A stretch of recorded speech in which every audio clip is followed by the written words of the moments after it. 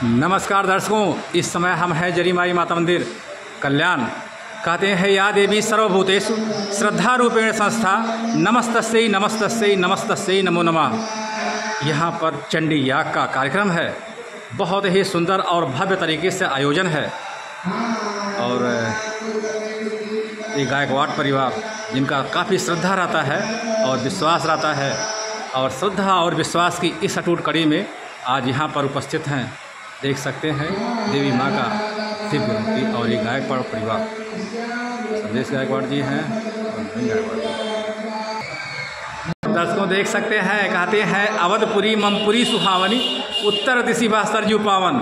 भगवान राम, माँ जानकी, लक्ष्मण और हनुमान जी विराजमान हैं।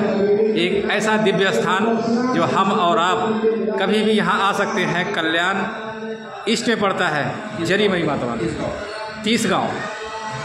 और ये देख सकते हैं बहुत ही सुंदर छवि है प्रभु श्री राम की।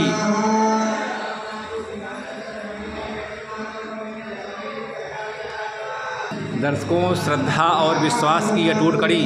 कहते हैं जहाँ श्रद्धा है वहाँ विश्वास है, और जहाँ श्रद्धा है वही शक्ति है। और इस अटूट शक्ति को करते हैं हम नमन। तो देख सकते हैं दर्शकों, सिल्वर जुबली मना चुका ये मंदिर। 25 साल हो गया श्री राम हनुमान मंदिर का। और इस संस्थान है श्री जरीमरी आई मित्र मंडल 30 गांव। और देख सकते हैं जय खामदेव स्तंभ है, और स्तंभ पर भगवा झंडा, ओम का झंडा लहरा रहा है। कहते हैं यही भक्ति है, और भक्ति में अटूट शक्ति है, श्रद्धा और विश्वास है। यहाँ पर पूरा बहुत ही दिव्य तरीके से चंडी याग का कार्यक्रम है। ये देख सकते हैं इस चंडी याग का यहाँ पर यज्ञ हो रहा है।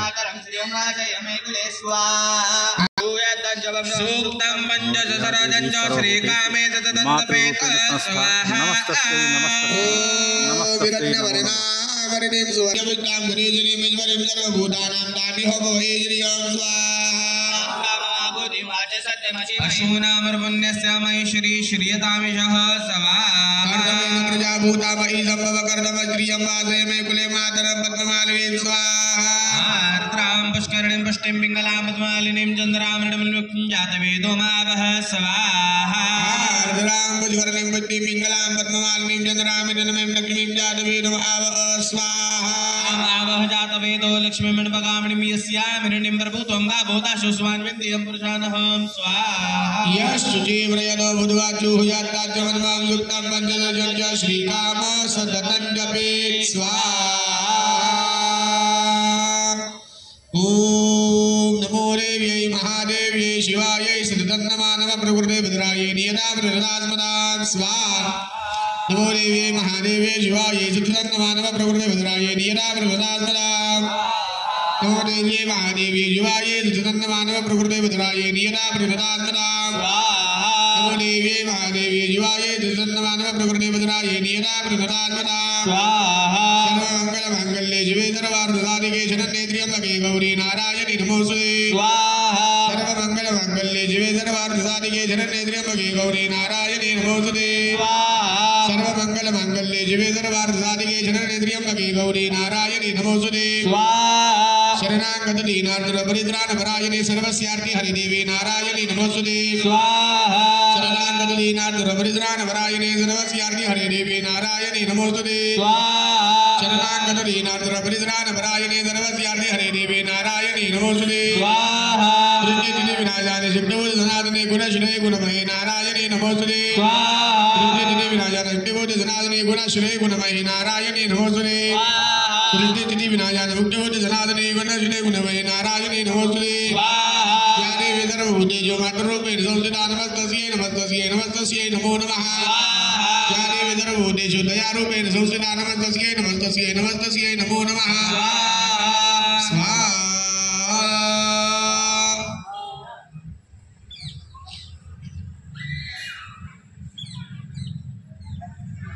पूजनामधनं ज्या वेळेला आपण पूजनाला प्रारंभ केला, हे पूजन करण्याचं आपण प्रतिवार्षिक करण्याचा संकल्प केलेला आहे, बरोबर। तर पूजन करत असताना या पूजनाचं प्रयोजन किती दिवसा अगोदरपासून करतो आपण? 1 महिना तरी लागत असेल, बरोबर? कोणतंही कार्य सहजपणे आपल्या हातून घडतं का? तिचं काहीतरी पहिले नियोजन असलं तरच ते यथोचित मनाने आणि उचित पद्धतीने होत असतं. जर आपण काहीही निर्णय न घेता, न चर्चा करता किंवा कोणाचा सल्ला न घेता कोणतं कार्य आपण करायचं म्हटलं तर ते योग्यतेने करू शकतो का? त्याच पद्धतीने ज्या वेळेला आज तुम्ही या पूजनाला बसलेले आहे प्रतिवार्षिक, मागच्या वेळेला मी पण गुरुजींनी मला बोलवलं होतं, मला तुमचे बरेचसे लोक तुम्ही होतेत मला वाटतंच. आपण तुम्ही प्रतिवार्षिक बसत आहात, कुठे ना कुठे तुमचं भाग्य की ज्या वेळेला तुम्ही या भगवतीच्या सान्निध्यामध्ये प्रतिवार्षिक या देवीचं कर्म तुम्ही करत आहात. जीवनामध्ये आल्यानंतर हिंदू सनातन वैदिक धर्मामध्ये जेव्हा मनुष्य जन्माला येतो तर त्याच्या हातून 3 कार्य घडणं हे गरजेचं असतं. एक, आपल्या घरातील स्वतः कमावलेले शारीरिक कष्ट करून धनप्राप्ती करून आपण आपल्यासाठी छत्र बांधलं आणि त्या छत्राचं पूजन करणं, वास्तू शांती करणं, त्याच्यामध्ये नवचंडी करणं हे प्रथम भाग्य.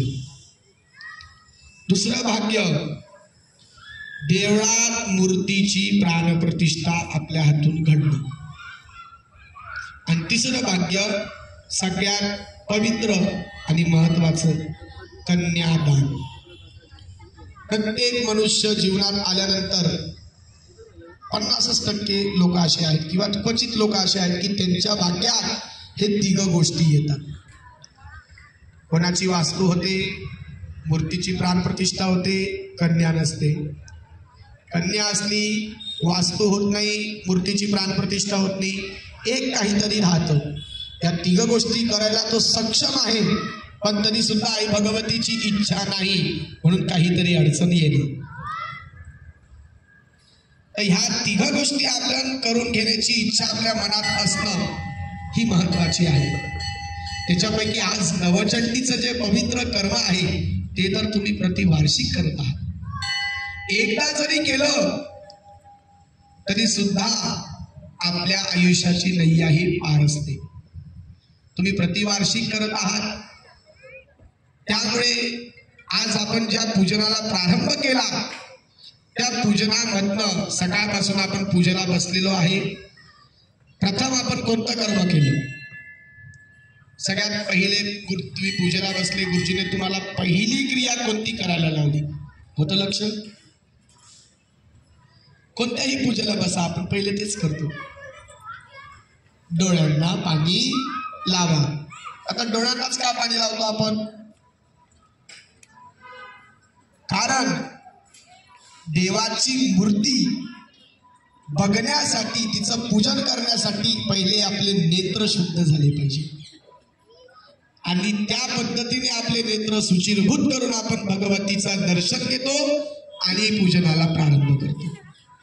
दुसरं, गुरुजींनी लगेच 3 वेळेला पाणी प्राशन करा, 2 वेळेला तांब्यात सोडा असं सांगितलं. मग 3 वेळेला प्राशन करून 2 वेळेलाच का तांब्यात सोडायचं? कारण की गुरुजी त्याबरोबर मंत्र पण म्हणतात, क्लेशवम क्लेशनाशाय दुःखनाशाय माधवम श्रीहरिम पापनाशाय गोविंदम मोक्षदायकम. केशवाच्या नावाने पाणी प्राशन केल्याने आपल्या जीवनातील क्लेशाचा नाश होतो. केशवम क्लेशनाशाय दुःखनाशाय माधवम. माधवाच्या नावाने पाणी प्राशन केल्याने आपल्या जीवनातील दुःखाचा नाश होतो. केशवम क्लेशनाशाय दुःखनाशाय माधवम श्रीहरिम पापनाशाय. श्रीहरीच्या नावाने पाणी प्राशन केल्याने आपल्या जीवनातील पातक नाहीशी होता. गोविंदम मोक्षदायकम. गोविंदाच्या नावाने पाणी प्राशन केल्याने आपल्याला मोक्षाची प्राप्ती होत असते. म्हणून प्रति दिवशी आपल्याला आचमन देवपूजेच्या वेळेला करायला सांगितलेलं आहे. नंतर गुरुजींनी तुमच्याकडनं पंचायतन देवतेचं पूजन करून घेतलं. आता आपल्या नित्य नैमित्तिक रोजच्या जीवनामध्ये आपल्याला प्रत्यक्ष दिसणारे 2 देव कोणते? जे तुम्ही प्रत्यक्ष स्वरूपात बघता. अजून सूर्यनारायण आणि अग्निनारायण. अग्नी बघतात ना, प्रज्वलित करतात. तर हे साक्षी देवता सांगितले गेलेले आहे. पूजन प्रारंभ करत असताना सूर्यनारायणाचं पूजन करायचं असतं, नंतर अग्निनारायणाचं पूजन करायचं असतं. त्याच्यानंतर शंख आणि घंटी. शंख आणि घंटी हे वैकुंठाचे द्वारपाल सांगितले गेलेले आहेत. म्हणून देवापर्यंत पोहोचण्याच्या पहिले आपल्याला शंख घंटीचं पूजन करावं लागतं. आगमनार्थम तू देवानाम गमनार्थम तू राक्षसाम कुरु घंटे महानादो देवताल्हारकारक. घंटीचा नाद केल्यानंतर आगमनार्थम तू देवानाम, देवांच्या आवाहनार्थ मी तुझं पूजन करतोय आणि राक्षसांचं गमनार्थ मी तुझं पूजन करतोय, शंकरचं पूजन करतो. त्यानंतर गुरुजींनी तुम्हाला प्रधान संकल्प दिला. संकल्प म्हणजे काय हो? सत्यनारायणाची कथा ऐकली तुम्ही? माहिती असेल भरपूर लोकांना. लीलावती कलावती एवढंच माहिती असतं. सत्यनारायणाच्या कथेमध्ये सांगितलेलं आहे, ज्या वेळेला तो साधू आणि भगवंताकडे साकडं करतो की मला संतान होऊ दे. तर साकड्याचा अर्थ, साकडा आपला ही बोळी भक्ती मराठी भाषा, त्याच्यामध्ये आपण म्हणतो साकडं वागणं. पण संकल्प हा एक संस्कृत शब्द आहे. संकल्प म्हणजे सज्ञ कल्पना. संकल्पात जायते सिद्धी. जसा आपण संकल्प करतो त्या पद्धतीने आपलं हे कार्य आपल्याला फलित देत असतं. तर आपण त्या संकल्पामध्ये तुमचं नाव आणि गोत्र उच्चार केला का नाही? गोत्र माहिती होतं सगळ्यांना? काश्यप गोत्र. त्या गोत्राचा उच्चार केला. आपल्या कुळाचा उच्चार केला. कुळ म्हणजे आडनाव. तुमच्या स्वतःच्या नावाचा आणि तुमच्या सौंच्या नावाचं उच्चारण केलं. या ग्रामाच्या नावाचा उच्चार केला. आई जरीमरी मातेच्या नावाचं उच्चारण केलं आणि त्या ठिकाणी प्रधान संकल्पाला सुरुवात केली. मग प्रधान संकल्प म्हणजे काय? की आपण हे कर्म का करतोय, कशासाठी करतोय, कोणासाठी करतोय, या कर्मामध्ये आपण कोणती कोणती विधी करणार आहोत, कोणत्या कोणत्या भगवंतांचं पूजन करणार आहोत, काय आवाहन करतोय, काय स्थापन करतो आहे, या सगळ्या गोष्टींचं उच्चारण करणं, भगवंताला त्या ठिकाणी सांगणं, त्याला संकल्प असं म्हटलं जात असतं. नंतर गुरुजींनी तुमच्याकडनं गणपतीचं पूजन करून घेतलं. आपण हिंदू धर्मात जन्माला आलेलो आहोत. मला आता सांगा की आपल्या धर्मामध्ये किती देव आहेत? देव किती आहेत? 33 कोटी. सगळेजण बोलतात. मला सांगा 33 कोटी देवांचे फोटो कोणी कोणी बघितले? 33 कोटी देवांचे मंदिरं कोणी कोणी बघितले? 33 कोटी देवांच्या मूर्त्या कोणी कोणी बघितल्या किंवा नावं कोणाकोणाला माहिती आहे? तर 33 कोटी देव नसून, आता काही जणांना आम्ही हा प्रश्न विचारल्यावर आम्हाला काय सांगता माहिती का? गुरुजी आम्ही बघितले 33 कोटी. मग कुठे? तो एक गायीचा फोटो येतो, त्या गायीच्या फोटोवर ना 33 कोटी देवांचे फोटो असतात. पण तुम्ही नक्की मोजले का ते 33 कोटी होते? तर 33 कोटी देव नसून आपल्या शास्त्रामध्ये, आपल्या धर्मामध्ये 33 कोटी तत्व सांगितले गेलेले आहे. 33 कोटी तत्व. तत्व म्हणजे गुण आणि त्या गुणांची अधिपती देवता. जसं महाविष्णूंचे 10 अवतार झाले, त्या 10 अवतारांचे मरुद्गण, गण, महादेवांचे अवतार, त्यांचे मरुद्गण, गण असे अवतार वाढत गेले. मग त्याच्यामधनं ते 33 कोटी अवतार भगवंताने घेतलं आणि प्रत्येक एक याला तत्व दिलं गेलं. मग त्या 33 कोटी तत्वांना आपण बाजूला ठेवून प्रथम पूजेचा मान कोणाला देतो? गणपतीला. का देतो? विद्यारंभे विवाहे च प्रवेशे निर्गमे तथा संग्रामे संकटेश्चैव विघ्नस्तस्य न जायते. आपल्या जीवनातील लाखो प्रश्नांचं उत्तर आपल्या शास्त्रामध्ये असलेल्या एका संस्कृतच्या श्लोकामध्ये आहे. जर तो आपण समजून घेण्याचा प्रयत्न केला तर, विद्यारंभे विवाहे च प्रवेशे निर्गमे तथा, आजही आपण ग्रामीण भागात गेलो तर त्या ठिकाणी शालेय शैक्षणिक कार्याला प्रारंभ करण्याच्या पहिले शाळेमध्ये विद्यार्थ्यांकडून राष्ट्रगीत म्हणून घेतात. ते इकडे पण घेतात म्हणा मुंबईकडे, पण आपण आपल्या गावाकडे गेल्यानंतर राष्ट्रगीताबरोबर सरस्वती आणि गणपतीचं पण स्मरण करून घेतात.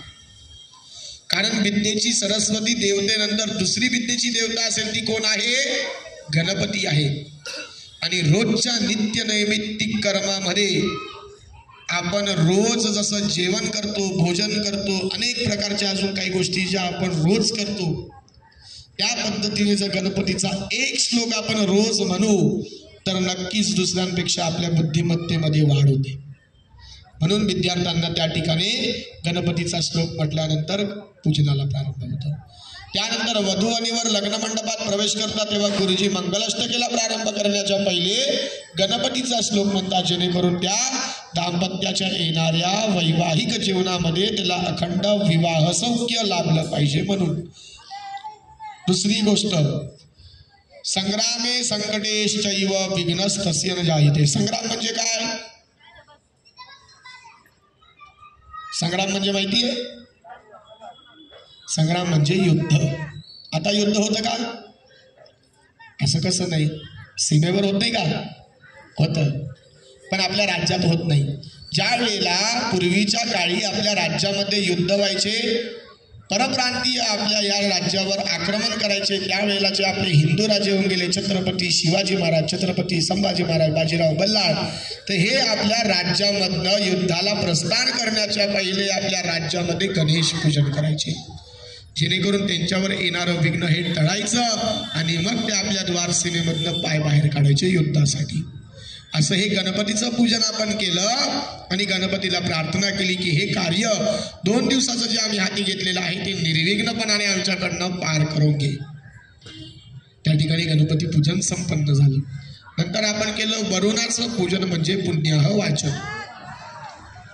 वरुण ही कशाची देवता आहे? वरुण देव हे कशाचे आहेत? पावसाचे, पाण्याची देव आहे. वायूची देव पवन देव, अग्नीची देव अग्निदेव, अशी जलाची देव ही वरुण देव आहे. तर हा वरुण कलश जो तुम्ही प्रत्येकाने तुमच्या ठिकाणी पूजन केलं होतं, तो कलश म्हणजे कसा उत्पन्न झाला माहिती का तुम्हाला? सागर मंथन झालं होतं, माहिती आहे? कोणाकोणामध्ये?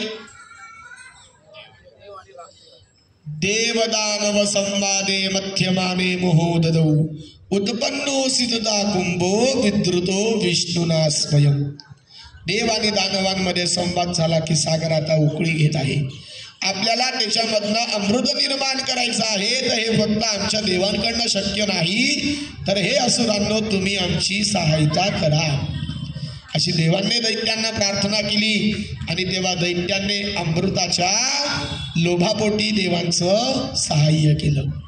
आणि त्यावेळेला भगवान विष्णूंनी कुर्मा अवतार घेतला, शेष नागाची दोरी केली, मेरू पर्वताची ढाल केली आणि त्यावेळेला श्री कुर्म अवतारात असलेले नारायण समुद्राच्या पायथ्याशी गेले, तळाशी गेले आणि त्यांच्या पाठीवर मेरू पर्वत ठेवण्यात आला. आणि त्या मेरू पर्वताला शेष नागाला गुंडाळलं गेलं. एका बाजूने दैत्य, एका बाजूने देव, असं ते घुसळण सुरू झालं, मंथन सुरू झालं. आणि त्या मंथनामधनं अनेक प्रकारच्या गोष्टी उत्पन्न झाल्या, पण त्याच्यामधनं 3 प्रकारचे कुंभ निर्माण झाले. पहिला कुंभ जो निर्माण झाला तो हलाहल नावाचा, तो म्हणजे कशाचा? विषाचा कलश. तो कोणी धारण केला? महादेवांनी धारण केला. दुसरा कलश जो निर्माण झाला तो कशाचा? वरुणाचा कलश निर्माण झाला, जो आपण आज सकाळी पूजा केली तो. आणि तिसरा कलश जो निर्माण झाला होता तो अमृताचा कलश, जो सर्व देवाधिकांनी धारण केला. आता दुसरा कलश जो निर्माण झाला होता वरुण कलश, तो महाविष्णूंनी धारण केला. विदुरतो विष्णूना स्वयं, स्वतः विष्णुनारायणांनी धारण केला. आणि सर्व देवांनी महाविष्णूंची स्तुती करून त्यांना प्रसन्न करून घेतलं आणि भगवंतांना सांगितलं की हे नारायणा, या वरुणाला तू आज्ञा दे आणि सांग की तू भूतलावर जा, जो कोणी प्राणी मात्र मनुष्य तुझं पूजन करेल त्याच्या जीवनामध्ये सदा सर्वदा सुख समृद्धी ऐश्वर्य नांदू दे. सगळ्यांचं कलशाची स्थापना करता का नाही? त्याचबरोबर आचारी जेव्हा आपण भोजनासाठी बोलवतो तो सुद्धा नैऋत्य दिशेला अन्नपूर्णेचा कलश स्थापन केल्याशिवाय भोजन बनवायला प्रारंभ करत नाही.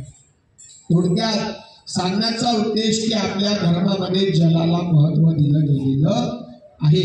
असं या वरुणाचं पूजन करून आपण पूजन पुढचं प्रारंभ केलं ते मातृका. सगळे श्रीगौर्या मातृका. मातृ म्हणजे काय? आई. आणि मातृका म्हणजे कुलस्वामिनी. जशी एखादी आई बाळाला जन्म देते, आयुष्यभर त्या बाळाचा सांभाळ करते, त्याच पद्धतीने आपल्या कुळाला जन्म देणं, कुळाचा सांभाळ करणं, कुळाची वृद्धी करणं, कुळाची वाढ करणं हे कोणाच्या आधी असतं? कुलस्वामिनी. म्हणून तिला कुळाची स्वामिनी म्हटलं गेलेलं आहे. प्रत्येक जातीच्या माणसाला एक कुलस्वामिनी आहे, जिने नित्य नैमित्तिकतेचं पूजन केलं पाहिजे. पण आता नुसतं कुलस्वामिनीचं पूजन करायचं म्हटलं तर आपण फक्त कुलस्वामिनीचं नाही तर त्यांच्या संपूर्ण परिवाराचं पूजन करतो, जे आपण 2 नंबर पीठावर केलं. आणि आई जगदंबेची प्रार्थना करून त्या ठिकाणी तिचं पूजन संपन्न केलं. 3 नंबरच्या पीठावर आपण वास्तुमंडलाची स्थापना केली. तर वास्तू ही नुसती आपल्या घरापुरता सीमित नाही, तर आपलं नगर, आपलं शहर, आपलं राष्ट्र याच्यापुरता सीमित केलं. आणि लक्षात, तर वास्तू म्हटल्यानंतर आपल्याला फक्त घर येतं लक्षात. पण वास्तू ही 2 प्रकारची असते, एक गृहवास्तू आणि एक मंडप वास्तू. ज्या वेळेला आपण घरातली वास्तू करतो, वास्तू शांती करतो, त्यावेळेला आपण गृहवास्तू स्थापन करतो. आणि आज आपण कुठे कर्म करत आहोत? मंडपामध्ये, यज्ञ मंडप. तर त्या यज्ञ मंडपाची वास्तू आपण 3 नंबर सौरगाव स्थापन केली. आता हा वास्तू कसा निर्माण झाला? महादेवांच्या अंशामध्ये. तर एवढा अव्यढव्य होता की त्याच्या आकाराप्रमाणे जर त्याला स्थान द्यायचं म्हटलं तर ब्रह्मांड सुद्धा कमी पडले असते. त्यामुळे भगवंताने त्याला सांगितलं की तू पाताळामध्ये जाऊन निवास कर. आपल्या पृथ्वीच्या खाली किती लोक आहे अजून? पृथ्वी तर त्याच्या खाली अजून 4 लोक, अतल, नितल, सुतल आणि पाताळ. तर अतलामध्ये जाऊन तू निवास कर आणि पाताळ आणि पृथ्वी या दोघं देवतेचं, या दोघं स्थानाचं रक्षण कर. म्हणून आपण वास्तुदेवतेचं पूजन केल्याशिवाय घरामध्ये आपण स्वतःचा मालकी हक्क दाखवत नसतो. नंतर आपण केलं योगिनी मंडळाचं पूजन. तर योगिनी म्हणजे काय?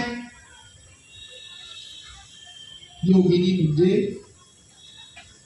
64 योगिनी.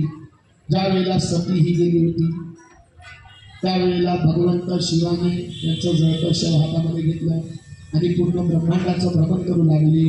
आणि ज्या सती मातेच्या जळत्या शवापासनं जी अग्नी, जी ऊर्जा निर्माण होत होती, त्या ऊर्जेमधनं सर्व पृथ्वी तलाला, ब्रह्मांडाला, पशु पक्षी मृगादिकांना सगळ्यांना हानी होत होती.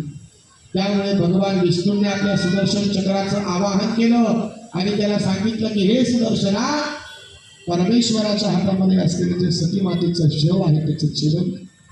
त्यावेळेला त्या सुदर्शनाने त्या सती मातेच्या शवाचं छेदन केलं आणि त्याचे किती तुकडे झाले? एकूण 64 तुकडे झाले.